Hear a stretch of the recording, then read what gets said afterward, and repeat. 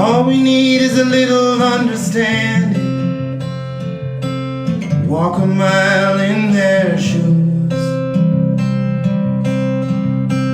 And if we keep our hearts open-minded, we'll enjoy this wild ride called life. And if we keep our hearts open-minded, we'll enjoy this wild ride called life.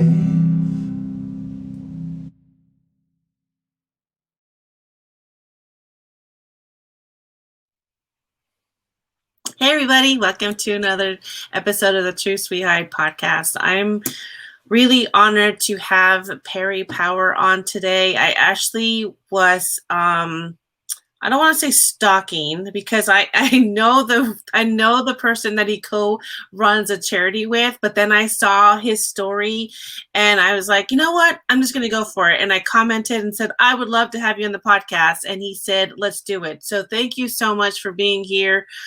His story is remarkable. You are going to hear from him. He's an actor. He's a writer. He's a sexual abuse survivor. So that right there just touches my whole soul because I am a survivor myself and I know plenty of people that are. It's very sad, but it's true. But I think we need to have that conversation. And so I want him to discuss that and then about how he co-runs a charity called We Rescue Kids. And that in itself is amazing because our mutual friend Juliet, she talks about it all the time and it just pulls my heartstrings every single post that she makes. So Perry, thank you so much for being here from the UK and for taking the time to talk to us about you and your story. Oh, it's an honor to be on here sharing this with you. So the pleasure's all mine, and I thank you very much for bringing me on and for reaching out. Yeah. If you didn't reach out, I wouldn't be here. So I'm crazy. Never be afraid to ask, you guys. If you're passionate about something and you find that person, just ask, and you just never know what can happen afterwards. So talk to us about your story, Perry. Just I know that some of it is deep and dark, but people need to hear it because then they need to know how you're helping. So please share that with us. Of course.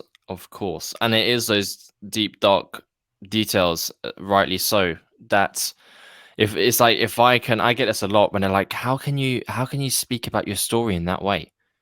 And I'm like, well, first of all, I didn't just jump out the sack talking about my story in that way, right? That's first of all.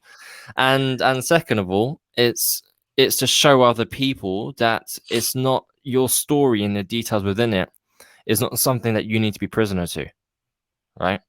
So for me, my story is I'm a Londoner. I come from people call a broken home. So my mum left when I was 4. I have a great relationship with her now, and I make sure I always say that because she's a diamond. But she left when I was 4, and it was just me and my dad for a few years. Then my stepmom came into the picture, and she moved in, and then it was my stepmom and it was my dad who raised me. Now, so my dad's mum, my nan, she had a husband, right, who was technically my step granddad. He wasn't blood, it was her husband. And they would live about a 15-minute journey from where I grew up. Now, I used to go around there regularly because, well, one, my dad wanted me to have a relationship with his mum, my nan. She was amazing. And I was a proper nanny's boy. So I'd go around there quite frequently, a couple times a month maybe. And then it started roughly when I was 10 years old. So my step granddad would sexually abuse me. It happened for about a year and a half. He would grope me. He might stroke my face. He'd put his hands down my pants, whether there's people in a room or people not in a room. He used to have that thrill of getting caught. He never got caught, really. He did get caught, but I will share that in a second. He would either whisper in my ear. There's just different things. He never raped me. As far as I'm aware, he hasn't raped anybody. But I could be wrong. But as far as I'm aware, it was just more so groping and more so his actions that kind of that he done for a while. And when I was about 11 and a half, there was an incident where there was a couple of us in the living room at my nan's house. I was sitting on my step granddad's lap, and we was watching TV, and he put his hands down my trousers, which he would do fairly frequently. But this time, my stepmom caught it, and because he had his arm over the sofa, and he used to smoke roll up cigarettes, and the cigarette fell out of his hand, went onto the carpet. My stepmom just thought, he would lean over and pick it up. He didn't. Started to burn a hole through the carpet. And then she saw what he was doing. And then she dragged me out. I got back home. She ended up telling my dad, and my dad questioned me. And then I told him about what he was doing. And then from there, he then said to me, basically, you need to keep it a secret. Because don't tell people. Don't go to school and start telling people. Don't go and start telling family members, because we don't want a black cloud over the family. We don't want people to think power family, sexual abuse, keep it under the rug.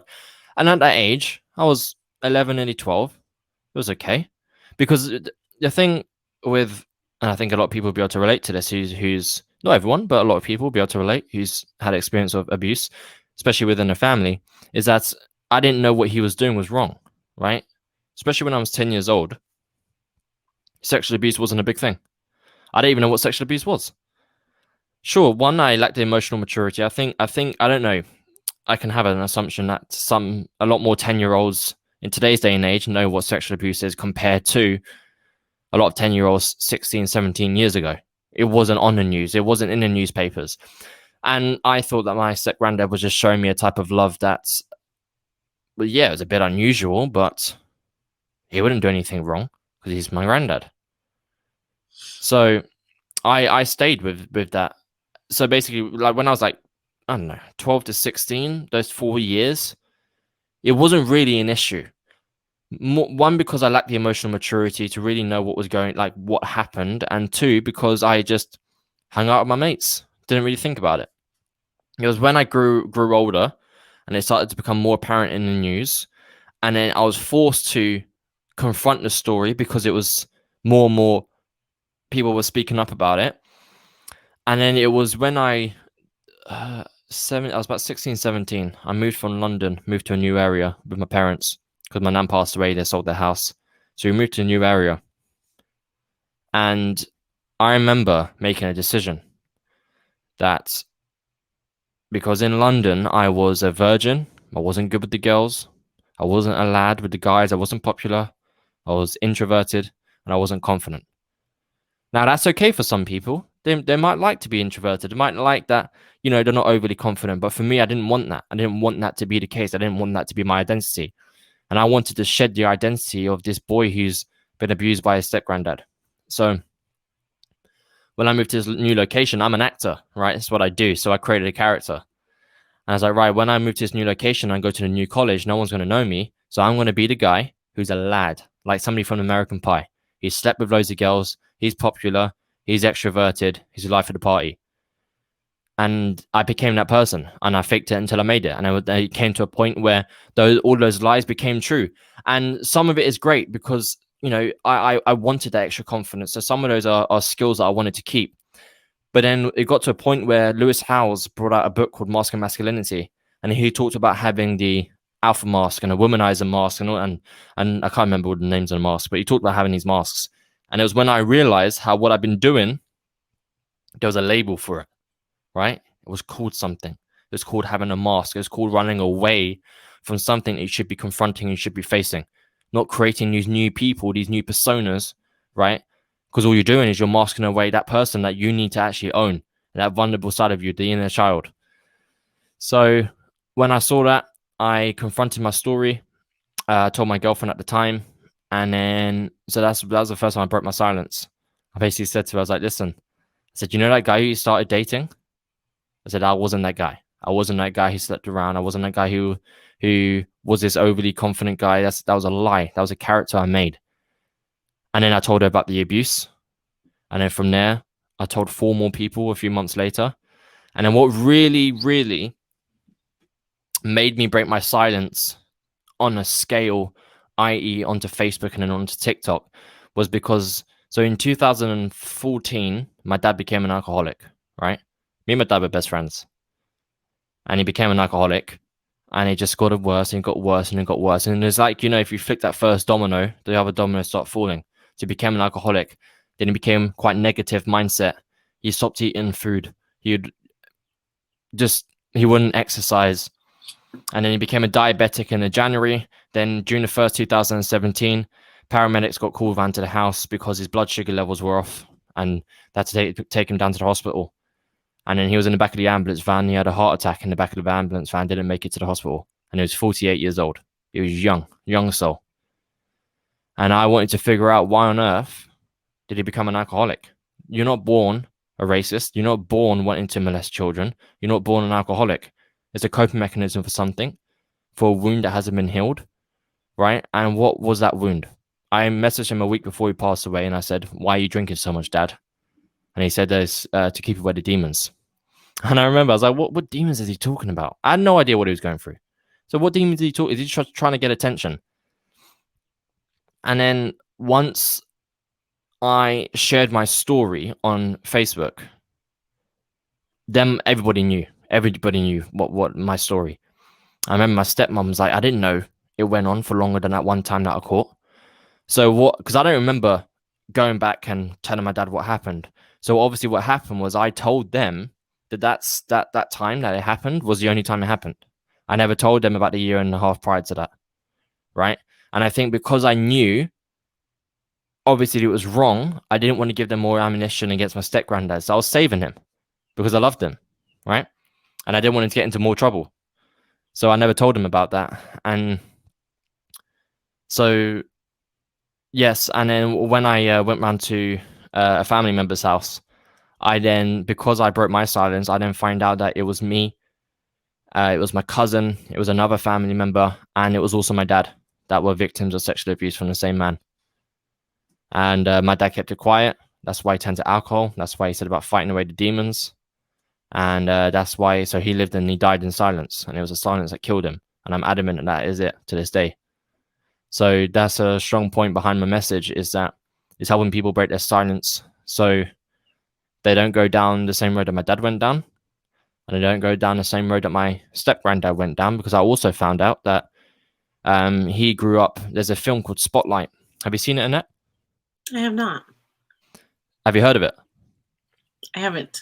It's crazy because it won like Best Picture. It won Oscars in 2015, and not many people have heard of it. It's crazy. So Spotlight is about a team of journalists in Boston.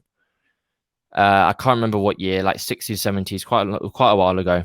And they get whiff of a case of a priest molesting a Catholic Church priest molesting a child. But people didn't want to dive into that story. They didn't want to dive into it because it's a man of God. He's not going to do anything. And back then, that's one thing. And then it's sexual abuse, really taboo. So they weren't going to go into it. Then this really brave team, a true story, really brave team of journalists dive into it. And it's not just one priest molesting one child. It's a whole underground of priests all over the world, right? Molesting children or in the Catholic Church system. Now, at the end of the film, before the credits come up, there's a list of Catholic churches around the world that have had like real documented cases of the priests molesting the children. And 2016, so a year before my dad passed away, he told me to watch the film. I watched it.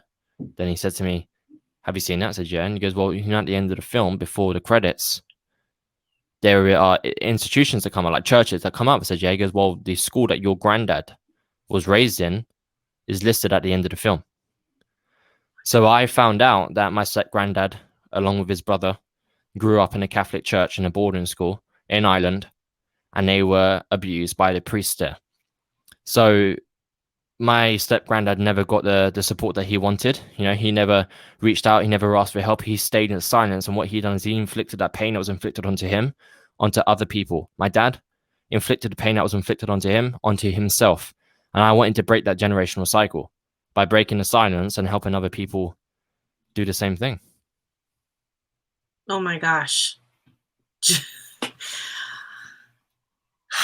I'm speechless about that, because I'm just glad to hear that you are here now trying to break it. Like it's going to stop here.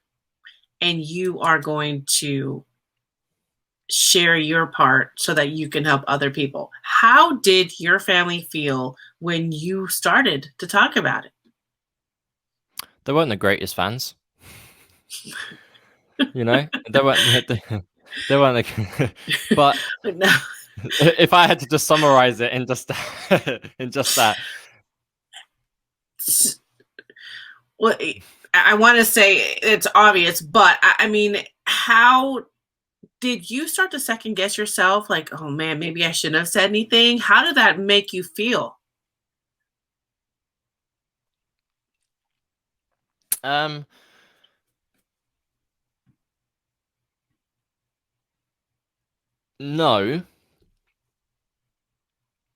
I didn't. I never crossed the should I have done it because I know my family aren't too pleased. Now I'm gonna sound. Can you swear on this or not? Yeah, I'm gonna sound like an arsehole when I say this and selfish, but to an extent, I care about what my family think. Right? Like I want them to root for me in the corner. But when it comes to something that I don't agree with, I don't give a shit. Yeah. And I never have done though. I never. And if my stepmom, she wouldn't like me saying this, but she's like, yeah, it's true. My dad, when I was growing up, this is the reason me and my dad used to butt heads all the time, because growing up, my dad parented me in a way that he wished he was parented by his mum and his stepdad, right? So they were alcoholics. They'll always be in a pub all day, every day. When they come home, they expected a cooked meal for my dad, and he had to have cleaned the house. That was his role, but he never got any type of love from them. And if my dad didn't rock up at home for a week, they wouldn't care where he was. They were just, where's our food, right? So me growing up, if I wanted to go out to a friend's house, what's their name? What's their address? What time are you getting there? Okay, I want you back by this time. If you're a minute late, you're grounded. And if I was a minute late, right, I remember there'd be times where I'd be scared to put my key in the front door because I knew he would blow his lid, right? And then as soon as I was 19, I went to university, not to study, so I can get out. I was like, I'm spreading my wings. So with my dad, he always has something to say about what I was doing, right? And it really used to affect him when I did not give a shit about what he was saying. My stepmom, she learned a long time ago to just let him do what he wants to do because it's going to save me a lot of stress and anxiety, right? I trust Perry, he will just do what he wants to do. And that's it. So when it came to the story, they weren't particularly happy, but from the point of, but it's changed, by the way, right? When I first came out of it, because I never saw the impact, they just saw it Perry sharing. Perry, why do you need to share it? Like I understand, but like just keep it at home, dude. Like we don't, no, everybody doesn't need to know, because in their head it's like, if you're sharing your story, I'm included because I'm part of the family. So you're sharing my story too, right? Right. And then sure, there was times it's like, okay, maybe I can. There was never I'm not gonna carry on sharing it. The extent of it was, okay, how can I not name names or not name family like member position so it doesn't like bring them into the story? But I didn't care. I'm sharing my story because is when I got that one message, and this is when it all changed, is when I did that Facebook video, because I was sharing my story for me, right? To me, break my silence, did it for me. Didn't care about anybody else. Then I got the response. Somebody messaged me, and he was like, "I'm in America right now." And I knew of him, but we hadn't really talked before. And he's an American. He's a marketer, and he went through something similar.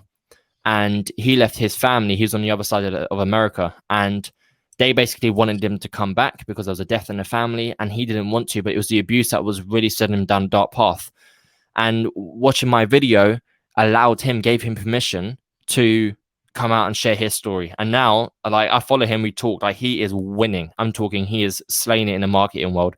And his name is getting a lot bigger. And when I saw that outcome, I was like, I'm done. I am set for the rest of my life. I'm doing this in different ways, but I'm helping people break their silence too. So I've had my different set of, like, for example, to begin with their reaction is different to the book. Like, they've had their own things, just don't mention us, you know, and all that sort of stuff. And that's okay, because it's my story, it's not theirs. I'm so glad that you said that, because when I I just started talking about my story a couple years ago, and now my book is coming out, and I had the same thing. People were worried because they were connected with me in a way, so I had to figure out how to share it without sharing them, and it's just such a It's a minefield, isn't it? Sometimes. it is, but then again, I was like, okay, but this is what saved me. Like, I wouldn't be here if I didn't share my story and all that. So it was difficult. I lost friends because they didn't understand how to react when I started sharing. Did you go through that? Did you start losing people because they just didn't know how to treat you anymore? What I do think helped is, I reckon my answer to that would be yes if I didn't take this road. So I am in touch with, I think, one friend from school. I think two people from college, but I don't talk to them that much. Because I got into entrepreneurship when I was 19, right? And the first year of getting into entrepreneurship was cutting the people who don't serve you, right? Taking the emotions out, cutting the people that don't serve you, and then just bringing around you, right? And you get to, like, when you're going through school and your ego is really high, you want loads of friends, right? Which is your ego, and also a bunch of insecurities too, because you're afraid to be alone, right? And then when I got into entrepreneurship, it was like, first of all, you don't need a fraction, like more than a fraction of all of those. Guaranteed you can have 5 of your closest people around you and you're set, right? Sure, you can have people outside of that. You can have a bunch of friends, and the relationships between all of those will differ in their own way. But just having those really close-knit of people. So when I was 19, 20, I cut out everyone. And I have the same people, which is like, it's a handful of my close boys, like, my close guys and girls that have been with me since I was the age of like 20. So, and in regards to my Facebook audience and all that sort of stuff, I did the same thing because I got into marketing when I was 20. So I was like, right, my Facebook audience, my Instagram audience are not going to be the people with the mindsets that are quite fixed and, oh, you don't want to be sharing that. They're gone. They're dust. It's a fart in the wind, right? Yeah. I'm going to have personal development, strong-minded people. So when it came round to me sharing my story 4 years ago, I was fortunate enough to have an audience that would be warm and welcoming, because they'd all, not all, but most of them aren't like, they read books or they know who Tony Robbins is, or like at least a base level of what personal development is. So when it came to me sharing my story, they was very open and honest and welcoming about it. That's really, no, I love how you explain that, how you went into continuing to do what you love despite what people may think, because I think that's what's important. Is you don't need to have 100 friends. Your 100 followers, your 1,000 followers, they aren't your friends. They're following you, but you're making an impact, which I think is important too. So it's such a hard thing these days to figure out followers from friends and all that. So you wrote a book, and tell us about that. Yeah, so the book, I've called it if you're going to talk marketing, I've called it step 2 of the 3-step process, right? Because when I broke my silence and then I took to TikTok and then I blew up on TikTok, I was like, I need to find a way to funnel these kids and stuff. And that's when I joined forces with Juliet and done a charity. And then it must have been a few months later, I was 3 episodes into the Jeffrey Epstein documentary on Netflix. And it gave me the message, dude, what are you doing? These girls are crying on the screen because they couldn't break their silence because they were overpowered by this billionaire, well-connected man. These girls were a speck, a little bit of dirt, right, in the whole world that was Jeffrey Epstein. They meant nothing. So if they're going to speak out, nobody's going to believe him. His money can shut them up. So things like that. And to me, it was like, dude, you need to write this book. You've been wanting to write the book, but it was, I don't know why I hadn't. I actually don't know. Maybe it's just the wrong timing, but I just hadn't done it yet. And then that was really a kick up the arse to get it done. So then I wrote the book, probably in about a month, I think it was. I wrote the book, but then I sat on it for about a year, because when I wrote the book with with like a vision of exactly how it's. I'm very like vision orientated. So for example, with the movie that I'm working on, I know exactly how it's going to be. I know the impact it's going to create. I know the festivals it's going to be at, and I see it being pitched at the Oscars, and I see that, and it's going to happen because I'm unavailable for any other option. It's not going to happen. It's a fact. That's it. Yeah, it's done. I've already, it's like, it's done. So with the book, I had a vision for it, and because I couldn't make that vision happen, I sat on the book. That's how stubborn I am, right? So in March, I left my old business behind with my partner and business partner, and I freed up a lot of space to pursue acting, and which then allowed me the space to then focus on the book. But I didn't have money, right? And I knew that I needed about $5,000 to one side to pay for a book design editor, to pay for an edit book design artist, sorry, and then a book editor and all that malarkey. And I needed about $5,000. I didn't have $5,000. I was like, okay, well, I'll sit on the book until I have it. A year goes by. I'm like, what are you doing? I was like, you believe so much in the universe. So if you self-publish this book and you should do it on your own, you create the cover in Canva, right? Oh, yeah. You just put the whole book through Grammarly, and you just keep on reading through it. And if there's spelling mistakes, who gives a fuck, right? Because it's not about that. Those are small little things that can get changed. You believe in the universe. So if you put this book out self-published and it's meant to be, it will blow up. If it's not meant to be, it won't. And then you'll be like, okay, cool, I've tried it. It needs to be published. So I just done it. Within 48 hours, I stayed up. I designed the book in Canva, right? I had gone through it a couple more times, put it onto Amazon within 48 hours. And then 48 hours later, it went to number 1 on Amazon in the mental health and the sexual abuse category in the UK and the US. And now we're about 4 weeks later. I've done just over 550 copies, and that's just me. And now it's all blowing up with press. An article just went live today, which is Core Journalist sent it over.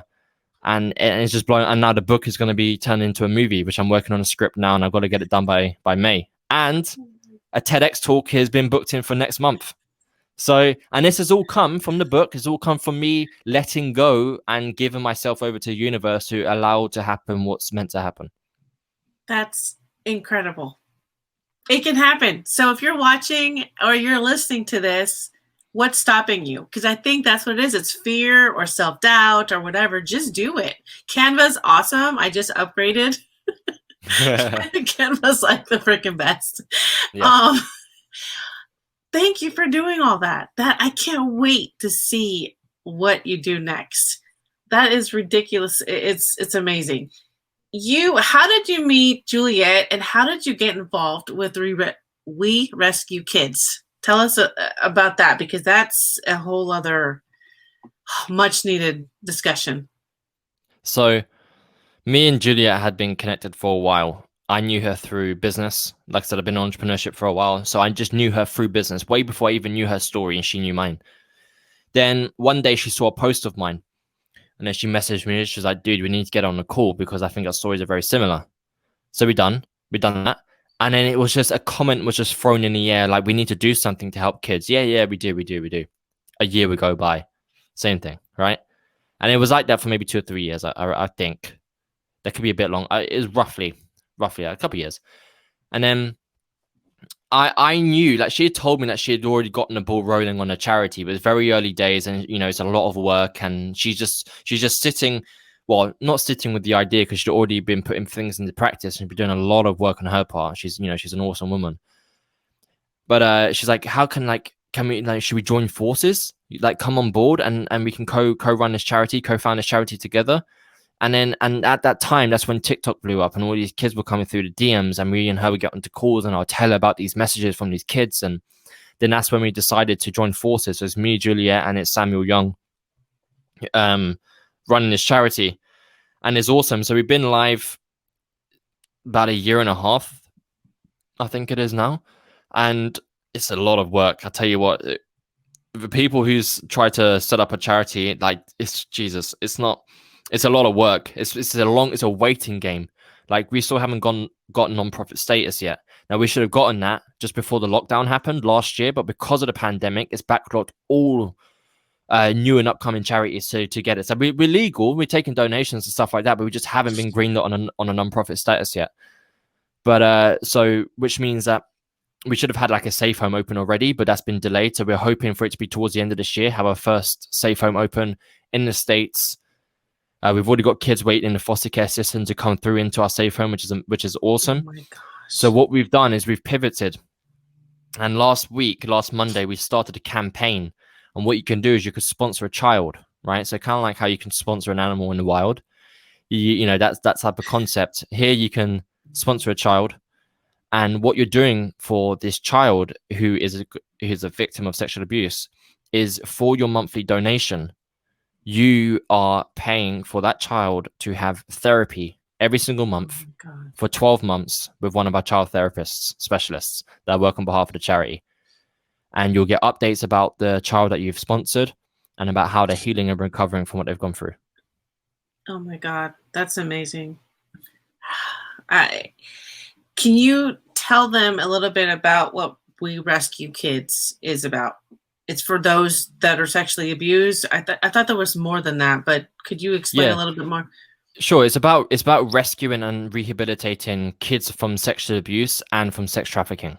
So we have a big vision for the charity, and that is having a boots on the ground team within us. So we would have intel when there's, for example, a ring of 14 kids, being trafficked from the States to Mexico, and we would find out about that, and then we'll send our team out to rescue those kids, lock up the leaders, the ringleaders. And then with those kids, we'll then put them into our safe homes. Nobody will know the locations. Even, it's going to be very close knit. And so that's going to be like one element. And then the other element will be having just this real close knit support system that not just a 22-year-old can come to us who's been abused and they want healing and they want rehabilitation, but also that 9-year-old child who's living at home with her dad who abuses her. And there's a way for that person to contact us. Like, we really want to position this charity as like an older brother or an older sister to the child, because we find out with a lot of charities is a charity is very business. It looks like a business. A 9-year-old child can't relate to a business, so they don't even know what a business is, right? Yeah. So we really want to be like, hey, and that's why I blew up on TikTok, because I was Perry Power, I was the older brother, in their eyes. To the 12-year-olds and the 5-year-olds and the 18-year-olds. Oh, hey, I thought I was going through this alone, but Perry, you're on TikTok sharing your story. That means I could probably reach out to you and tell you with what I'm going through. And just a daily thing. And it's just growing. That's incredible. What's something that you would leave to our listeners that are going through similar situations? What is something that you would like to tell them? I would speak on something which some people would really be able to relate to. Some people find it very, very hard to listen to. But there's a reason, and I put my neck out there and talk about this because there's a reason that I do. So to give a little bit of context, my book, Breaking the Silence, is split into 3 parts. The first part is my story, breaking my abuse. Part 2 of the book, there's 14 stories in there from 14 survivors of sexual abuse. The first half are named, the second half are unnamed. Then you have a page at the end of part 2 of the book that says your story. So the person who's reading the book and they're living in silence, when they're ready, grab a pen, write in the book their story, and they become the 15th survivor of sexual abuse, and they're inside that book. And then part 3 of the book is about your story, i.e. the reader, about the steps that they can take to break their silence. So there's 2 things there's like multiple things. I've got the book next to me. It's like, owning your story, forgiveness, letting go, masculinity for the men, self-love. Well, not just the men, women to read as well, to know about the men around them and to understand how to, maybe communicate and understand. Shifting your identity and ways to break your silence. So the 2 that I quickly will go over is the forgiveness and the ways to break your silence. Now, the ways to break your silence, I said it first because it's quicker to get out of the way. So I shared my story verbally. And a lot of people, when they listen to me, they're like, oh, well, breaking my silence, I would be under the assumption that is to get a video out onto Facebook like Perry did, or tell his partner like Perry did. And that's not the case, because verbal breaking the silence, doing it verbally is just one form of communication, right? One form of communication. And that's not the only way. Like I talk about in the book, there's so many different ways to break your silence. It's all about flicking at one domino and just letting it ripple down. And it's like, there's paintings out there with like paint splattered on it, right? Some people are like, is this even art? What is this? Just paint splattered on the canvas. How do you not know that the artist who painted that's 10 years worth of silence that she has just broken, or he has just broken, by putting that paint? They put that paint onto that canvas in a specific way, because that's their emotions on that canvas. That's them breaking their silence. Writing in a journal, saying it in front of the mirror. There are ways to break your silence just to you, because that's all that matters right now, right? Yeah. And then 5 steps down the line, 10 steps, 20 steps, 50 steps down the line, then that can be telling your partner. Then that can be telling your family. Then that can be telling the therapist, or telling the world if you want to, writing it in the book. But it doesn't have to come as the first step, and I want to make that very clear. Now, the second thing is forgiveness. I'm very, very big on forgiveness. In the same light, I make sure that I don't want it to come across like I'm enforcing forgiveness onto you, because everybody has their own story, right? And some people might not be in a place to forgive right now, and that's okay. The bare minimum that I'm asking is to acknowledge that it is an option. Whether you want to visit it now, visit it later, or never visit it, just acknowledge that it's an option. For me, the way that I got through it is through forgiving myself for not speaking out. When I was living in silence, I was like, was I just a sick kid? Did I enjoy it? I must have enjoyed it, because I went through it for 1.5 years and I didn't speak out, and that's just this inner dialogue that we're prisoner to, that's saying those questions, and I blame myself, but then with forgiveness, I worked on forgiving myself, and then with my step granddad, I chose to forgive him. Now, the reason why I chose to forgive him is because it's got nothing to do with him. Forgiving him has absolutely zero to do with him, right? I'm not giving him a get out of jail free card. I'm not letting him off the hook. I'm forgiving him for me, because I'm too special, I'm too powerful, beautiful, and courageous of a human being to still be tied back by that person's chains, right? He died 2 years after the sexual abuse stopped, and I was still held back by him. Explain that one. He's 6 feet in the ground, right? Mm-hmm. So sure, I can forgive myself and I can move forward, but if I see a picture of him, somebody brings up his name, I'm still going to feel resentment. I'm still going to feel hate. I'm still going to feel pain, because I haven't forgiven him, right? I'm like, no, I haven't forgiven him. But see, like, even my face is scrunched up there. There's pain there. There's emotion there. I didn't want that, because he didn't deserve that from me. Yeah. So I worked on forgiving him. Now, the way that people are like, oh, okay, well, you can just say, yeah, I worked on forgiving him. How did you do it? For me, and again, I can just speak from my experience. And for me, it was finding awareness on his story. So earlier I mentioned about him with the Spotlight film and stuff like that, but that's only because I was asking questions, right? I asked questions about his schooling experience. I asked questions about, did he speak out? Because I truly wanted to know where he came from. Everybody has a story. Take the emotions out for a second. Everybody has a story. I just wanted to know why he done what he done to us. When I was able to gain the understanding and the awareness on his story, that allowed me better to forgive him. If he was alive today, I'll sit down with a coffee with him. I'd probably have put him in the book. And I think it'd be a valuable side of the story, having his story in there. I probably would have done that. Yeah. And that's because of forgiveness. So that's what I would say to a lot of people. And also therapy as well. I say that all the time. I think everybody on this planet should have a therapist. Everybody, it's a stigma around there. I was on radio 2 weeks ago.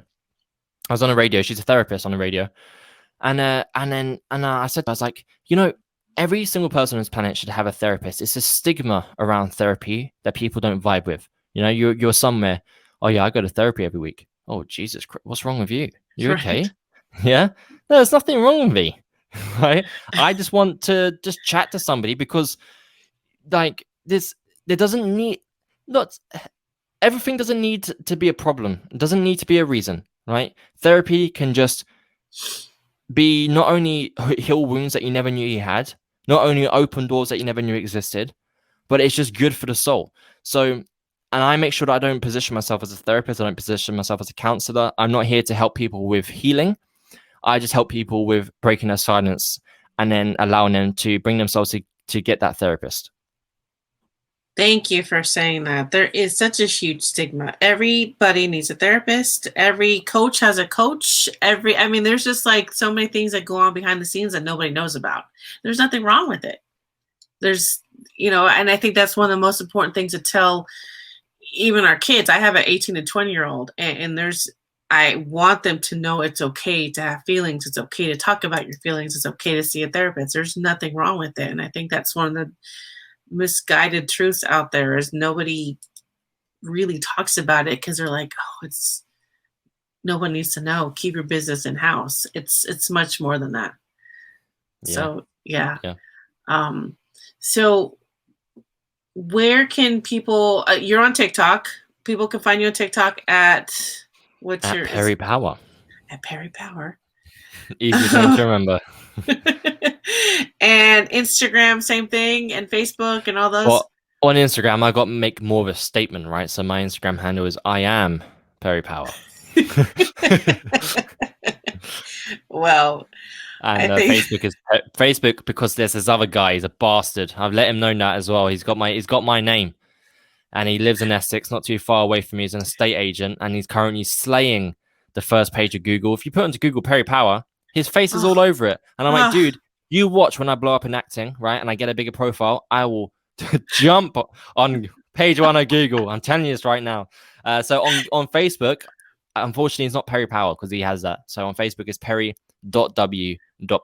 because my middle name is William. And what's short for William? What's short for William and now? And that, sorry? Bill. Bill. Wait, people say that. Bill. Will. Well, you got Will. Right? And you got Perry Willpower. So, see, I reckon my dad planned all this. My dad planned it all. I reckon before I was born, he's like, it needs to be something one day, or this is going to be an absolute waste. So that's what I'm trying to do. I like it. Okay. Do you have a website, or is this the best places to find you? No, other than a charity website, I do have, so perrypower.org. I literally, as we speak, every single day, I'm slowly working on our website. So it should be live within the next couple of weeks. Okay. But not right now. And we can find your book on Amazon and everywhere. Most Amazons you can. Yeah. Okay. Because like somebody messaged me who's in Denmark. Apparently Amazon don't have a delivery service in Denmark, which I was like, whoa. Yeah. What? He couldn't get my book. So, he can't get anything. So I was like, okay. So yes, but in answer to your question, on the majority of countries on your Amazon, if you put in Breaking the Silence in the search bar, I'll be on most of them. I'll be the first one. Okay. Which is great. It's just testament to how much people are searching on Amazon and buying it and leaving reviews, which is amazing. Oh, that is so amazing. God bless you for still being here, for doing everything you're doing. That's just like, we need more people like you to break that silence. So thank you so much for responding to my comments on Instagram. It's like you're all famous, and I can't wait to see your movie and everything that you do. So keep us updated. I'm sure you will, and we'll just go and find you and follow you and just send you nothing but positivity. So you got such a big heart. I love it, Annette. Thank you. Thank you so much, Perry. I appreciate you. Cheers.